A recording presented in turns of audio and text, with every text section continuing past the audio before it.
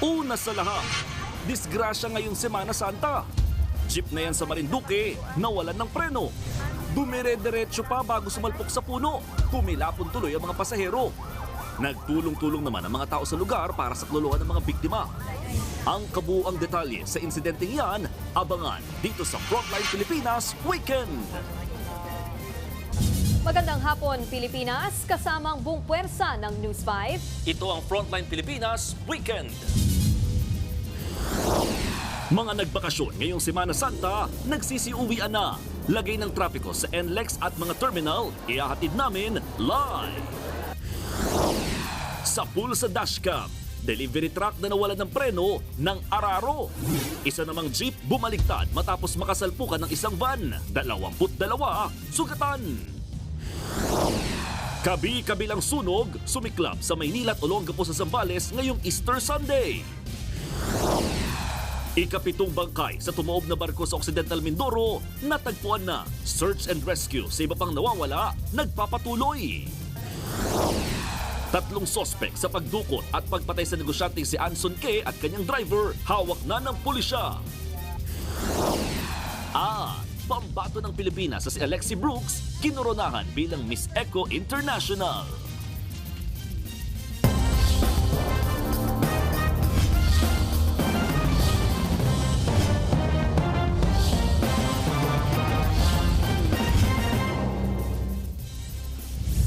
Tapos na nga ang Holy Week, mga kapatid, kaya naman nagsisiuwian na sa Metro Manila ang mga galing probinsya. Balik-pasok na rin kasi sa trabaho bukas, kaya't inaasahang marami ang mag-aabol umuwi ngayong hapon.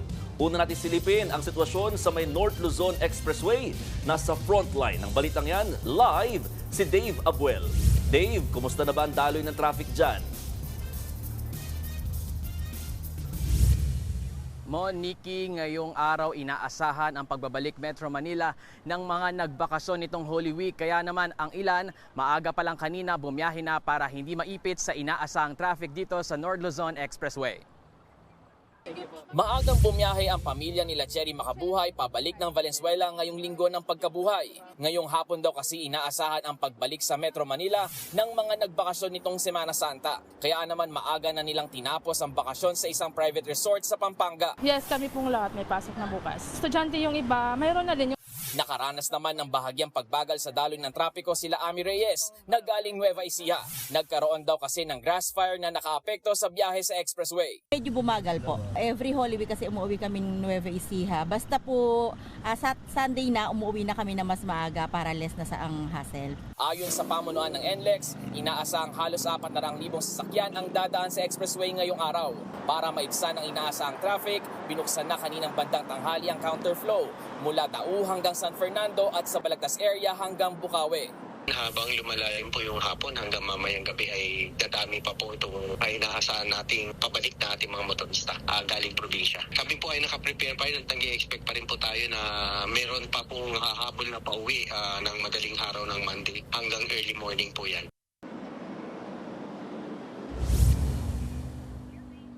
Nikki, ayon sa NLEX Traffic Control, patuloy pa rin nakararanas ng mabagal na daloy ng trapiko ang mga motorista sa southbound lane ng NLEX dahil sa volume. Partikular dyan sa Angeles hanggang San Fernando, 2 hanggang 3 kilometro ang heavy traffic dyan. Naapulan na raw ang grass fire kaninang pasado 2:30 ng hapon. May napaulat ding road crash dyan naman sa bandang Tabubong o Tambubong southbound. Light traffic naman ang mararanasan sa northbound ng NLEX. Dagdag na paalala ng NLEX sa mga motorista, siguraduhin may load ang RFID at huwag iwan ang card para mas mabilis na makabalik ng Metro Manila. Balik sa inyo. Maraming salamat, Dave Abuel. Balik Maynila na nga ang marami sa ating mga kapatid matapos magbakasyon sa kani-kanilang mga probinsya ngayong Holy Week. Ayaw na raw nilang sagarin ang bakasyon lalo't may pasok pa bukas. Live mula sa Parañaque Integrated Terminal Exchange na sa frontline ng balitang yan si Rainiel Pawid. Rainiel, gaano nakarami ang mga nagsidatingan na pasahero dyan? Nikki, pasado 12:00 nga kaninang tanghali ay marami-rami na yung mga kapatid nating biyahero yung nagdatingan dito sa PITX mula sa kani-kanilang probinsya. Marami sa kanila ay galing pa sa Laguna, Cavite, Batangas at Bicol Region. Back to Manila na si Jaira matapos mag-Holy Week break sa Aklan. Dahil may pasok na bukas, hindi niya na sinagad ang bakasyon at sinadya niyang umuwi ng mas maaga. Nadala na raw kasi siya noong nakaraang Semana Santa. Sobrang traffic po kasi dito sa BTEX. Maabot po hanggang dito sa second floor yung line for LRT. Isinama na rin ni Jaira pabalik ng Maynila ang dalawa niyang pinsan na may pasok na rin bukas sa eskwelahan. Ay, gusto mo po naman extension? Kung pwede. Medyo mabigat na sa pakiramdam. Kasi syempre, pagpasok ko may mga bagong responsibilities ko, gano'n. Dami pong gagawin sa school. Bandang 3:00 ng hapon ngayong linggo ng pagkabuhay, ramdam na ang unti-unting pagdating sa PITX na mga bus galing Baguio, Pangasinan at Pampanga. May mga nagbabalikan na rin mula sa Bicol Region at Cavite.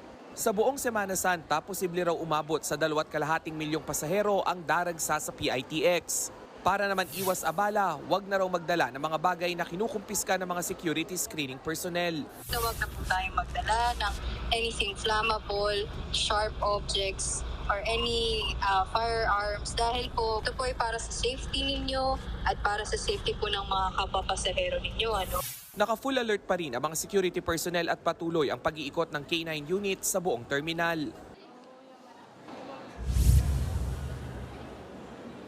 Nikki, as of 5 p.m. nga ay umabot na sa 100,000 yung foot traffic dito sa PITX. Asahang pangdarami yan mamayang hating gabi hanggang bukas ng umaga kung kailan daragsa na nga yung mga kapatid natin na pabalik dito sa Metro Manila. At kaakibat nga niyan ay nagdagdag na rin yung ilang mga bus lines ng kanilang additional trips o yung special trip na tinatawag para nga makater itong dagsa ng mga biyahero hanggang bukas ng tanghali. Nikki.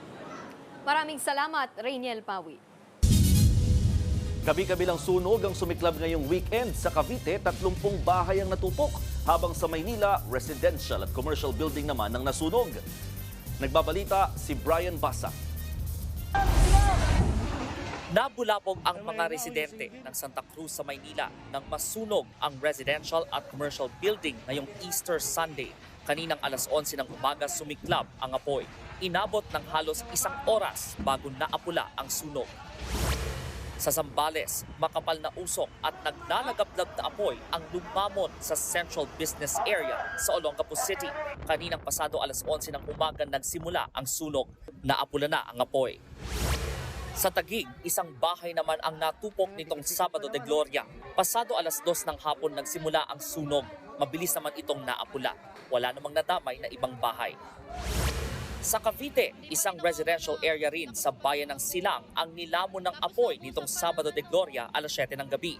Tumagal ng higit 2 oras bago ito naapula. Aabot sa 30 bahay ang natupok. Wala namang nasaktan o nasawi sa magkakahiwalay na sunog. Iniimbestigahan pa ang mitsa ng apoy at kung magkano ang napinsalang mga ari-arian. Nagbabalita mula sa Frontline, Brian Basa, News 5. Hawak na ng mga pulis ang 3 suspect sa pagdukot at pagpatay sa Filipino-Chinese businessman na si Anson Ke at ang kanyang driver. Tingin ng PNP, hindi lang kidnap for ransom ang posibleng anggulo sa krimen. Nasa frontline ng balitang yan, si Gary De Leon. Kusang sumuko kahapon sa PNP anti-kidnapping group ang Chinese na si David Tan Liao. Umamin siya na sangkot siya sa pagdukot at pagpatay sa Chinese businessman na si Anson Ke at driver niya si Armani Pabilio. Bago yan, naaresto nitong Biyernes ang 2 pang Pilipinong suspect na si Richard Katikista at Richard Austria David o alias Richard Tan Garcia sa Palawan.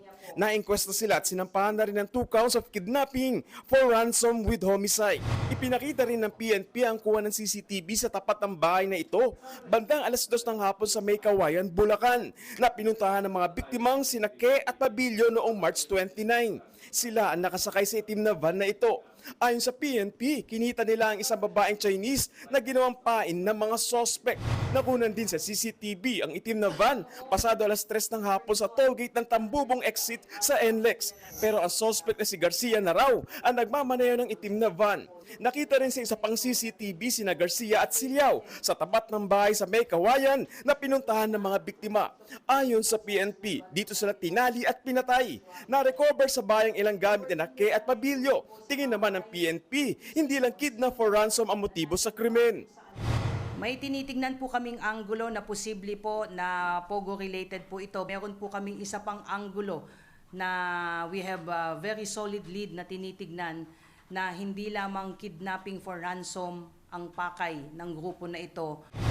Katunayan ayon pa sa PNP, dati na ring sangkot ang Chinese suspect na si Liao sa 5 kaso ng kidnapping na may kinalaman sa Pogo. Bukod naman sa 3 suspect na inaresto, 2 pang Chinese na tinuturing na principals ang pinaghahanap pa. Bukod pa raw ito sa mga mastermind ng krimen. Nasa $220 million na cryptocurrency ang hininging ransom ng mga suspect sa pamilya ni Ke. Sinundan naman ng mga otoridad ang galaw na naturang pera para matugis ang iba pang sangkot sa krimen. Nagbabalita mula sa Frontline, Gary De Leon, News 5. Magbabalik na sa buwan ng Hunyo ang petsa ng pasukan sa mga paaralan sa darating na school year. Ayon sa Department of Education, magiging June 16 na ang simula ng klase. Magtatapos yan sa March 31, 2026. Katumbas yan ng halos 200 araw sa eskwelahan ng mga estudyante. May 23 noong 2024 nang aprubahan ni Pangulong Bongbong Marcos ang unti-unting pagbabalik ng DepEd sa dating school calendar. Bunsod yan ng mga reklamo ng mga guro at estudyante sa nararamdamang init sa kasalukuyang July to April calendar. Nagbabala ang pamunuan ng Metro Manila Rail Transit o MRT3 sa mga nagbebenta ng pekeng beep cards online. Nag-aalok ang mga ito ng umano'y unlimited rides sa tren sa halagang 168 pesos. Pinabulaanan niya ng MRT at posibleng mga scam lang daw yan na layong manlinlang ng customers. Babala pa ng pamunuan, maaari silang magsampa ng reklamo sa malisyosong paggamit ng kanilang pangalan, logo at imahe. Balik serbisyo naman ang buong linya ng MRT simula bukas matapos ang Holy Week break.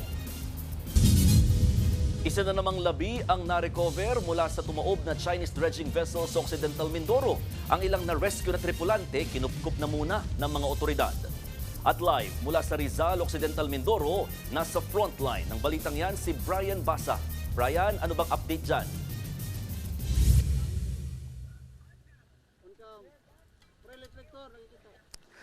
Mon, tuloy-tuloy ang pagsisikap ng Philippine Coast Guard na may ahon lahat ng nawawalang tripulante ng MV Honghai 16. Kasabay niyan, iniimbestigahan na rin ng Maritime Industry Authority o Marina ang insidente. Sakay ng rubber boat, bumaba ang mga rescuer sa pampang ng Rizal Occidental Mindoro at binitbit ang kahong laman ang mga labi ng isa sa mga tripulante ng tumaob na MV Honghai 16. Siya na ang ikapitong natagpuang patay sa insidente. Nakilala ang 63 anyos na biktimang si Cesar Monserrate na ngayon nasa punerarya na. Tumanggi munang magbigay ng pahayag ang pamilya at humingi ng privacy. 3 naman ang patuloy pang hinahanap. Pansamantala namang kinukupkup ng otoridad ang 14 na nakaligtas. Kwento ng mga tripulante, maswerte raw na nasa duty pa sila bago ang insidente dahil kung nagkataong tulog daw sila, panigurado ay kabilang sila sa mga nawawala. Wala raw kasing alarm na tumunog nang magkaproblema ang barko. Wala rin daw abiso mula sa kapitan. Tumatagilid po talaga yun pag nagkakara po kami. Pero hindi naman ganong tagilid. Kaya parang nasanay na po kami na pag tumagalid, okay lang. Pero nung sobra na po yung tagilid, parang kinabahan na po kami. Natulungan ko po si Kempe na kunin yung order naming prutas sa bangka po. Tapos yun po, nakakaramdam na din po kami na tumatagilid na. Kaya tumakbo po ako sa papuntang port side po namin. Kasi po na doon po lahat ng tao, sir. Iniimbestigahan na yan ng Maritime Industry Authority. Inaasahang ngayong linggo darating ang Salvor Company na mag-aalis sa barko sa dagat. At ngayong hapon, isa na namang bangkay ang na-recover ng PCG mula sa lumubog na barko. Siya ang ika-9 na biktimang natagpuang patay sa insidente. 2 na lang ang pinaghahanap pa. Samantala, inaasahang sa susunod na araw ay darating naman ang mga taga Bureau of Immigration para i-check ang mga papeles at legalidad ng pananatili ng mga dayuhang sakay ng barko para ito sa insurance purposes. Balik sa inyo. Maraming salamat, Brian Basa. Sa ulat panahon, nasa 22 lugar sa bansa ang posibleng makaranas ng mapanganib na heat index o damang init bukas. Sa forecast ng Pag-asa, pinakamataas ang 45 degrees Celsius sa Dagupan City, Pangasinan, Tuguegarao, Cagayan at Etiague sa Isabela. Habang 44 degrees Celsius naman sa Apari, Cagayan, Kasiguran, Aurora, Subic Bay sa Olongapo City at Kamiling, Tarlac. Nasa danger zone din na 43 degrees Celsius sa Baler, Aurora at Iloilo City. Habang nasa 13 lugar ang posibleng makaranas ng 42 degrees Celsius na heat index. Delikado po ang init na yan na posibleng magdulot ng heat cramps, exhaustion o pagkahapo at heat stroke. Samantala, umiiral pa rin ang easterlies na nagdadala ng maalinsangang panahon. May tsansa rin ng mga panandali ang pag-ulan, partikular dito sa Metro Manila, Davao Oriental, Davao Occidental, Sarangani, Sultan Kudarat, Basilan, Sulu, Tawi-Tawi at nalalabing bahagi ng bansa. Susunod, mga balotang gagamitin sa Bilang Pilipino 2025 sisimulan ng ipamahagi sa Martes. Pampasaherong jeep bumaliktad matapos makasalpukan ng isang L300 van. At turista sa Thailand, bigla na lang nanuntok ng nakaalitang motorista. Lahat ng yan sa pagbabalik ng Frontline Pilipinas Weekend.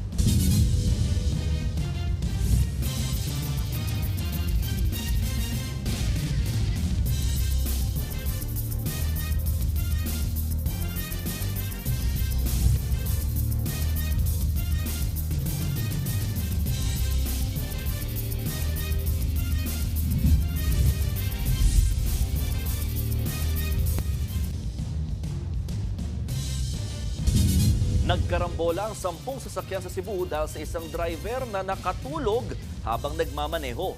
Habang sa Subic, bumaliktad ang isang jeep matapos makasalpukan ang isang L300 van. Nasa frontline ng balitang yan si Gio Robles.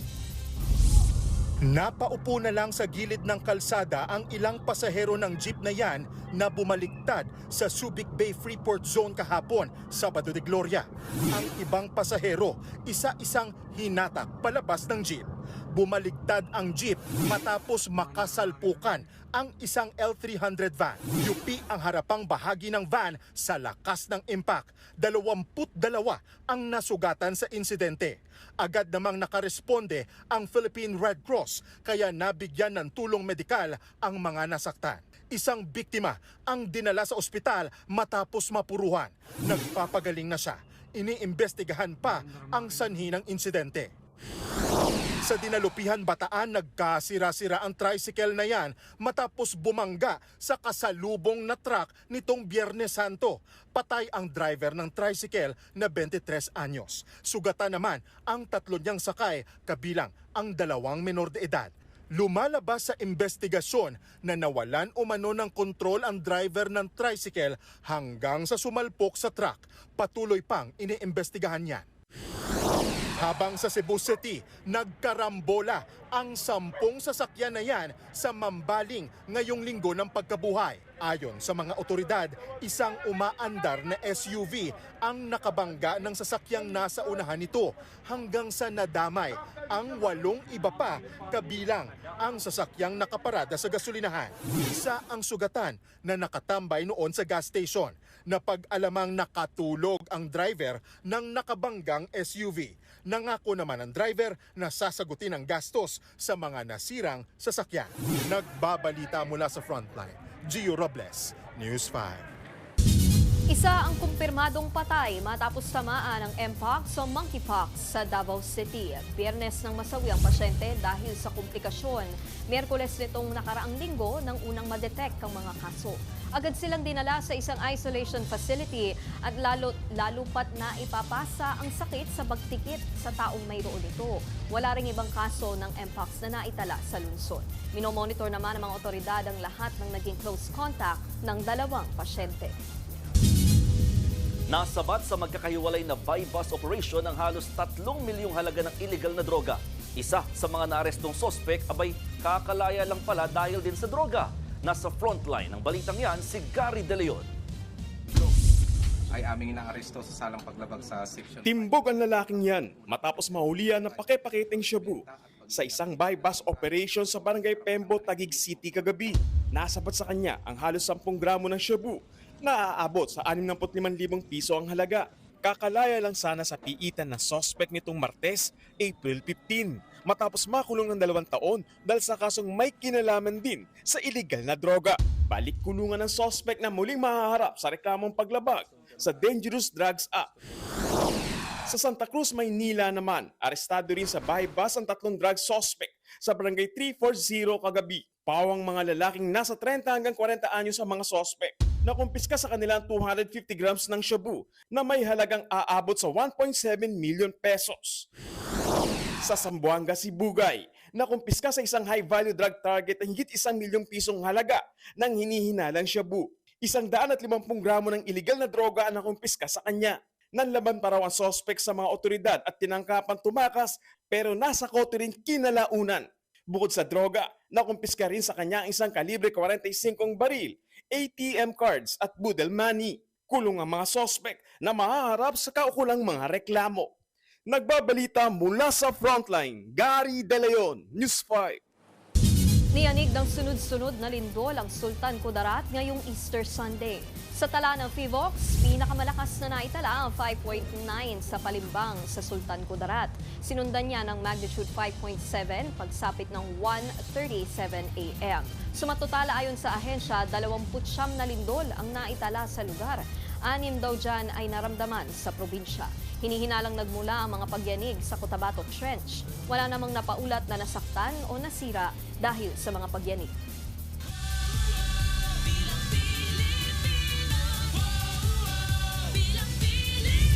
Sa Martes, April 22, sisimulang ipamahagi ng COMELEC ang opisyal na mga balota para sa Bilang Pilipino 2025. Ayon kay COMELEC Chairman George Garcia, tatanggapin ito ng mga treasurer sa lahat ng lungsod at bayan sa bansa. Inatasan ng mga lokal na pamahalaan na magtalaga ng poll watchers pagdating ng mga balota para maprotektahan ito. Nito lamang April 16 nang sinimulan ng COMELEC ang pamamahagi ng balota para sa local absentee voters. Target matapos ng komisyon ng pagbe-verify sa higit 68 milyon na mga balota bukas. Nag-deploy ng karagdagang tauhan ang Armed Forces of the Philippines sa Bangsamoro Autonomous Region in Muslim Mindanao o BARM. Ito'y para mapaigting ang seguridad sa lugar habang papalapit ang eleksyon. Itatalaga sila sa Maguindanao del Norte, Maguindanao del Sur at sa Special Geographic Area ng BARM. Ito na ang ikalawang batch ng reinforcement sa lugar para matiyak ang mapayapang halalan. Susunod, 2 patay sa panibagong mass shooting sa Florida sa Amerika. Batang kumukuha lang ng bola sa ilog sa Indonesia, nilapa ng buhaya. At mga Noranian nag-alay ng kantang Superstar ng Buhay Ko para sa yumaong national artist na si Nora Honor.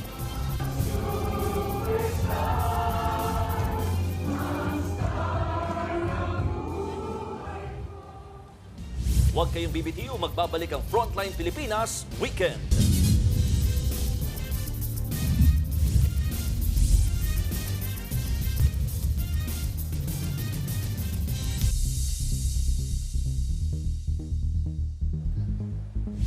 Sa mga kapatid natin dyan na mahilig mag-gym, ugaliing mag-ingat at huwag sagarin ang ating mga sarili. Sa India kasi, nasawi ang isang lalaki dahil ayaw daw magpaawat sa kakabuhat.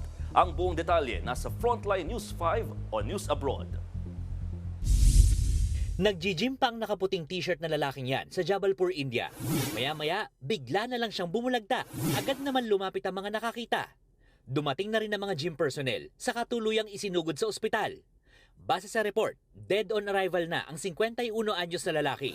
At base sa investigasyon, bago mag-gym, dati nang iniinda ng lalaki ang paninikip ng kanyang dibdib. Una na raw nagsabi ang kanyang gym trainer na ipagpaliban muna ang pag-iensayo at pagbubuhat ng mabigat. Pero itinuloy daw yan ng lalaki hanggang sa tuluyang atakihin sa puso.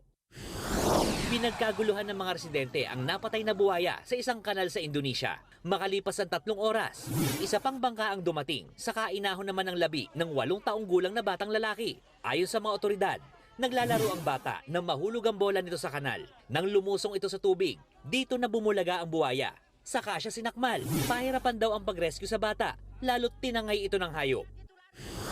Sa Thailand naman, sa pool sa video ang pananapak ng British tourist sa nakaalitang mga motorista. Sa kuha ng dashcam, nagkakasagutan lang noong una ang 3 lalaki. Maya-maya, bigla na lang silang sinapak ng turista. Agad namang napaupo sa kalsada ang nakaputing lalaki. Base sa investigasyon, overtaking ang naging mitya ng away. Humingi na ng sorry ang turista sa mga motorista. Pero desidido ang mga biktima na ireklamo siya. Nagbabalita mula sa Frontline, Gerard de la Peña, News 5. Dalawa ang patay sa panibagong mass shooting sa Florida sa Amerika. Napatakbo sa takot ang mga estudyante sa Florida State University dahil sa sunod-sunod na putok ng baril sa loob ng campus. At base sa report, isang 20 anyos na estudyante ang gunman. Bukod sa nasawi, 5 ang sugatan, kabilang ang suspect na nabaril ng mga pulis. Sa investigasyon, anak ng deputy sheriff ang suspect kaya may nagamit itong baril. Hindi naman isinapubliko ang pagkakakilanlan ng mga biktima pero nilinaw ng mga pulis na hindi mga estudyante ang nasawi. Sa ngayon, inaalam pa ang motibo sa likod ng mass shooting.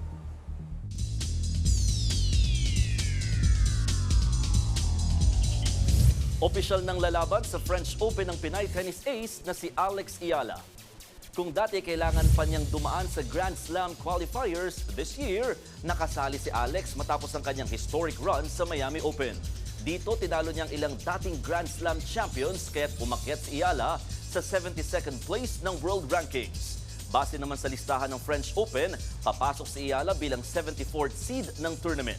Sa Mayo, gaganapin ang French Open. Pero bago yan, lalaban muna si Alex sa Madrid Open simula bukas. Umarangkada na ang NBA playoffs. Sa opening game, wagi ang Minnesota Timberwolves matapos tambakan ang Los Angeles Lakers. Ginulat ng opensa ng Wolves ang Lakers na perennial playoff favorites. Ang final score, 117-95. May 22 points, 9 assists, and 8 rebounds si Anthony Edwards para sa Minnesota. May ambag din na 25 points si Jaden McDaniels at 23 points naman para kay Naz Reid. Sapat yan para tablahin ang 37-point outing ni Luka Doncic para sa Lakers. Sa Eastern Conference naman, lamang na ang Indiana Pacers sa serye matapos talunin ang Milwaukee Bucks. Tandem sa scoring sina Andrew Nembhard at Pascal Siakam para sa 27 first half points. Maaga tuloy natambakan ng Pacers ang kalaban kahit pa humakot ng 36 points si Milwaukee star Giannis Antetokounmpo. Ang final score, 117-98.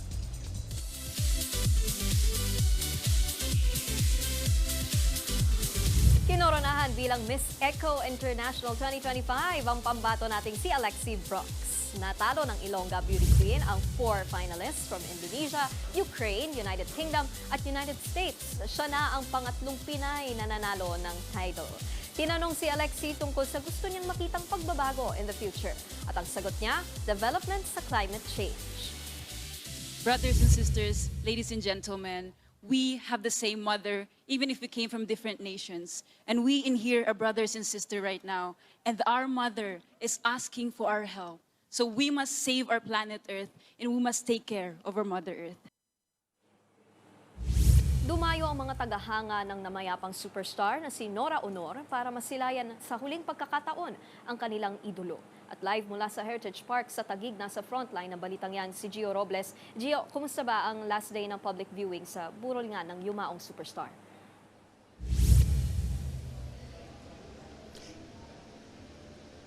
Nikki, natapos na nga ang public viewing sa burol ni Nora Aunor sa dami ng Noranians na extend mula alas 5 hanggang alas 5 mula alas 4 ng hapon ang cut-off kanina. Marami sa mga tagahanga bumiyahe pa mula sa malalayong lugar makita lang ang kanilang superstar. Pinilahan at walang pinalampas na pelikula noon ni Nora Aunor si Josefina Carrion. Pero kanina, hindi sa sinehan, kundi sa burol ng idolo nakapila ang certified Noranian. Kahit may sakit ako, pumunta po ako dito. Kasi po talagang gustong-gusto ko talaga siya. Isa ang 65 taong gulang sa daang-daang tagahanga na humabol sa huling araw ng public viewing sa burol ng superstar sa Heritage Park dito sa Taguig. Dagsa nga ang fans pero walang tilian, wala na ang mga ngiti, kundi luha para sa namayapang national artist. Dalawang idol ko lang iniyakan ko na ganito, si Edith Peregrina lang at saka si Nora Aunor. Karamihan sa Noranians, dumayo pa mula sa iba't ibang probinsya. Makita lang sa huling pagkakataon si Ate Guy. Galing akong Oriental Mindoro kahapon, nagpabook ako ng series. Dumating ako kagabi. From Lutayan, Sultan, Kudarat, Mindanao. From Samar. From Quezon Province, Lucena City. Ang ilang fans, bit-bit pa ang larawan ng premyadong aktres. Karamihan, nais bigyang pugay ang proud Bicolana na dating tindera ng tubig sa Riles. Mula sa kanyang mga tumatak na linya sa pelikula. My brother is not a pig. Ang kapatid ko ay hindi baboy damo, siya ay tao. Walang himala. Ang himala ay nasa puso ng tao. At mga sumikat na kanta. Pearly shell from the ocean, shining in the shore. Kaya't para sa mga Noranyan, si Nora Honor lang ang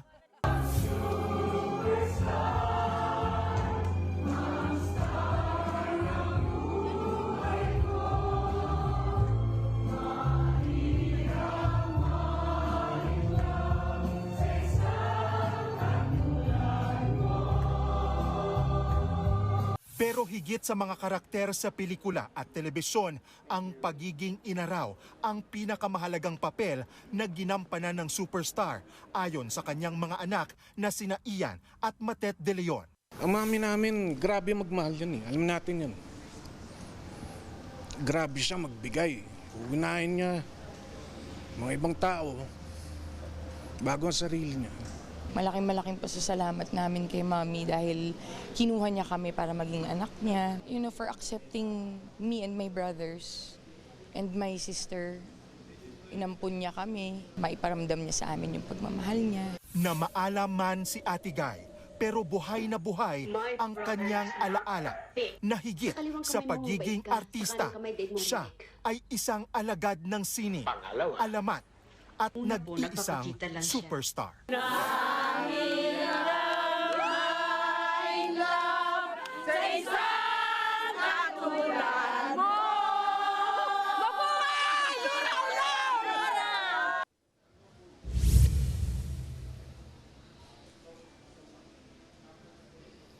At wala ngang katulad ang nag-iisang superstar Nora Honor. Bukod sa mga tagahanga, bumisita rin ngayong araw sina Direk Joel Lamangan, Gina Alahar, Jose Marichan at Lani Mercado. Bago din tayo umere kanina, kakarating lang ni megastar Sharon Cuneta kasama si Senator Kiko Pangilinan. Bibigyan ng state funeral ang national artist sa kanyang libing sa Martes, April 22. Balik sa inyo.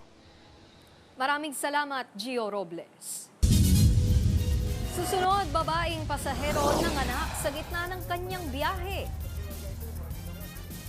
Tuloy-tuloy ang balitaan sa Frontline Pilipinas Weekend.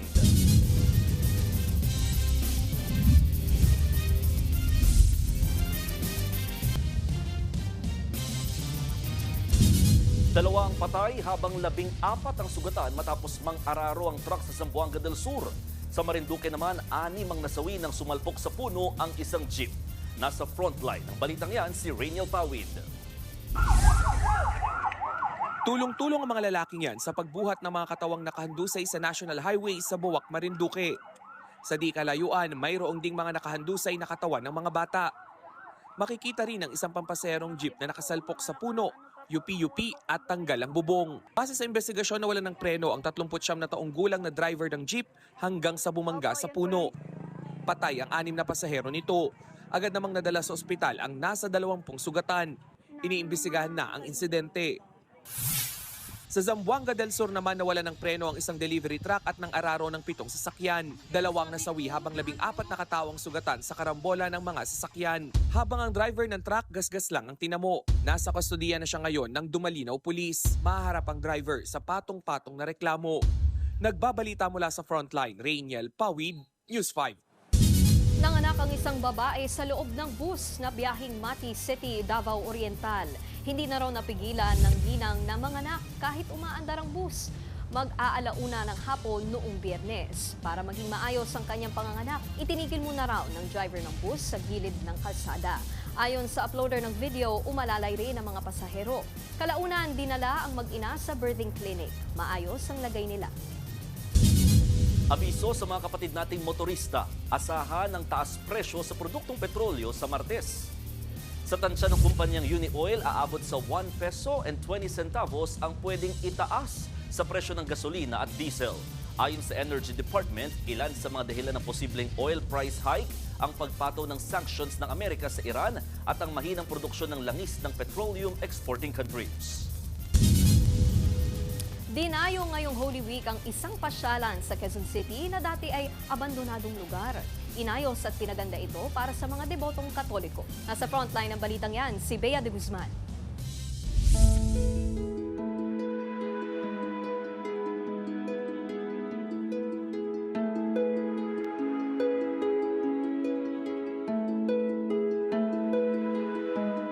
Mga kapatid, kung ang hanap nyo ay pasyal na may kasamang dasal, perfect ang nakita natin dito sa Quezon City. Pero ano nga ba ang kwento sa likod nito? Alamin natin. Let's go! 5 taon nang nakasarap po dito, na-abandon po itong place na ito at maganda na simulan natin na buhayin po yung lugar. Matapos ang 5 taon, muling binuksan sa publiko ngayong Semana Santa ang bahaging ito ng Oblates of Mary Immaculate na matagal na ring naabandona. Sa pangunguna ni Father Ponpon, inayos at pinaganda ang lugar para lalong mainganyong bumisita ang mga Kristiyano at mapalapit sa Diyos.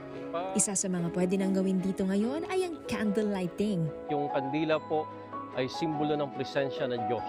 Hinihiling natin sa Diyos na pawiin yung kadiliman na nasa ating buhay. Gumawa rin sila, Father, ng 100 metrong daan para maisabuhay ang tradisyon ng pahalik o ang paglalakad ng nakaluhod tungo sa altar.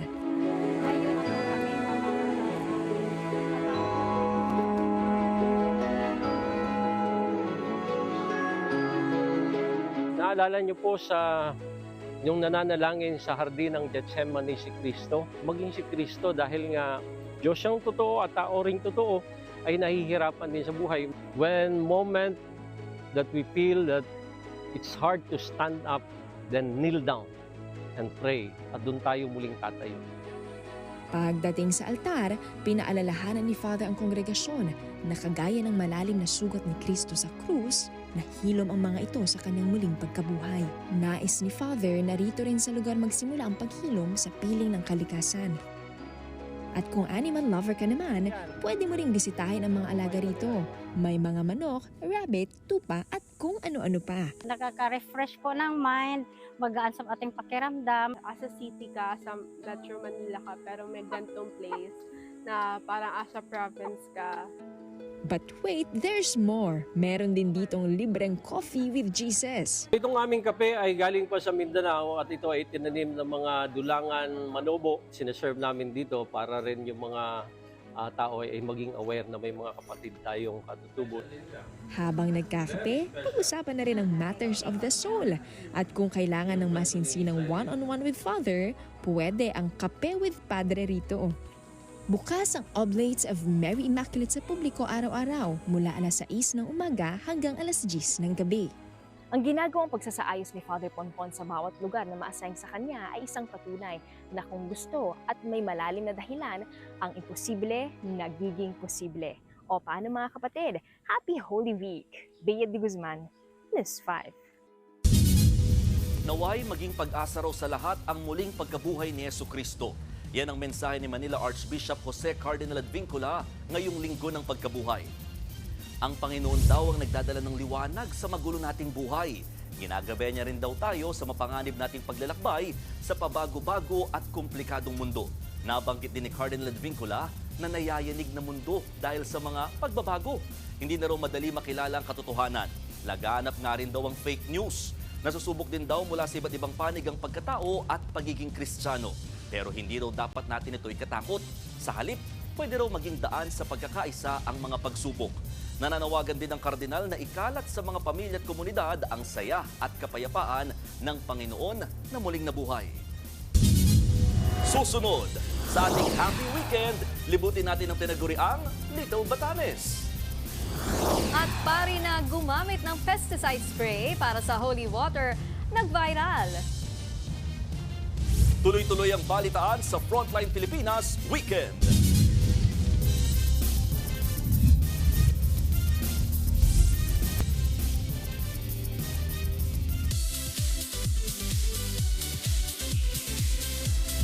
Nagpamalas ng galing ang Pinay dancer at content creator na si Niana Guerrero sa entablado ng Coachella sa California. Suot ang kanyang denim streetwear outfit, nakipagsabay ang humatang si Niana kay David sa Gobi stage. Nagyakapan pa ang dalawa bago bumaba si Niana. Special guest si Niana sa set ni David sa music festival. Sa isang social media post, masayang ibinahagi ni Niana ang kanyang first Coachella experience.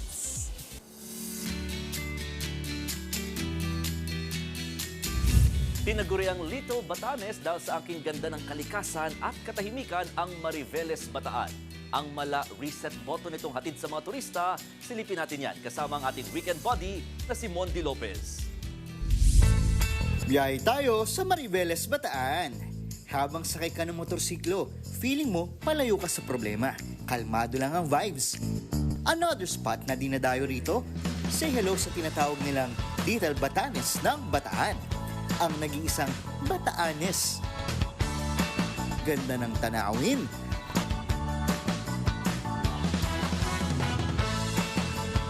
Deserve mong makita to in real life. Mapapawaw ka talaga. Para ka rin nasa Batanes eh. May bundok, may tubig, pero higit sa lahat, may katahimikan. Welcome home, sabi nga ng kalikasan. Batanes is not just a destination, it's a reset button. Papauwi niya ang mga hugot mo sa buhay-buhay. Peaceful lang, para kang nasa pelikula. Mga kapatid, napakaganda dito. Yung tanawin niya, para sa mata, yung hangin, para sa puso. Tapos, it's like para sa kaluluwa. Kasi, nakakaano talaga. Rest ko. Sarap. Please rest. Dito, matututo kang maging kalmado kung sinisin ka lang ng crush mo. At kung sawa ka na sa traffic, maingay na kapitbahay at paulit-ulit na routine. Say na yan. Upo ka lang sa damuhan. Uy, sweet ng dalawa oh. Nakaka-relax, malakas yung hangin. Maganda yung view. Relaxing. Paalala lang, bawal po ang pabibo sa sobrang ganda ng view. Nako, baka ka ma-fall. Happy weekend mga kapatid! Safety first lagi. Mondi Lopez, News 5.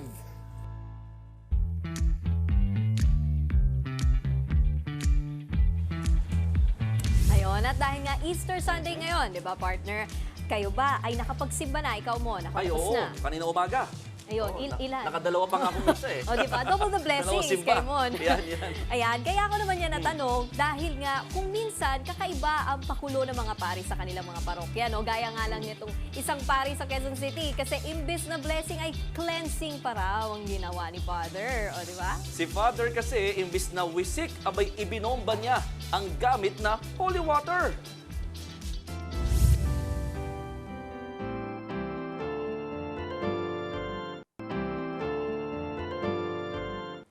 Walang kawala, di ba? Viral ho ang video na yan ng pare na akala mo yung nagdidilig lang sa gitna ng simbahan. Biro tuloy ng iba, 99.9% ng kasalanan ang mawawala kapag na-sprayan. Paliwanag naman ng ilan, diskarte yan ni Father para abot nga naman hanggang last row yung holy water, di ba? Maganda yan. Gusto mo talagang nawiwisikan ka ng tubig eh, ng blessing. Hindi lang kasalanan ng wala, pati yung mga kuto kung meron man, di ba?